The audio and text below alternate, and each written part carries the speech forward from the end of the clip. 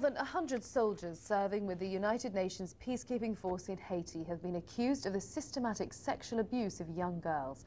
The head of UN peacekeeping has told the BBC that the men are being sent home to face trial. It's the latest in a string of similar incidents that have tarnished the UN's reputation as peacekeeper in some of the world's most deprived countries. Sri Lankan troops patrolling the streets of Haiti. They're supposed to be bringing peace to this fragile country, one of the poorest in the world. Their role? To protect these vulnerable women and children from the infighting here. But 108 Sri Lankan soldiers are accused of engaging in prostitution with women and underage girls. They're to be sent home tomorrow. Tonight, the UN's head of peacekeeping told me how much he regretted this. It's awful. I mean, each time you feel personally hurt when it happens, because you go to a place to help the people, and that incident sort of sullies every effort that you have made.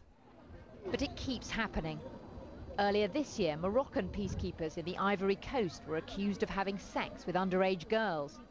In Liberia last year, young women told the BBC they'd been abused by UN peacekeepers and had their babies.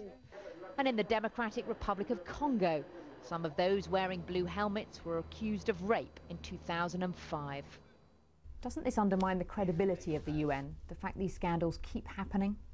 I think the member states have to see that it is their issue as much as the UN issue. It's their troops that they lend to the United Nations. They train the troops. They are responsible for the discipline. They have to get ownership of that. There are 100,000 peacekeepers around the world. In Haiti and elsewhere, they help to heal societies fractured by war. But despite the United Nations' best efforts, there's a persistent minority who do abuse their position of trust.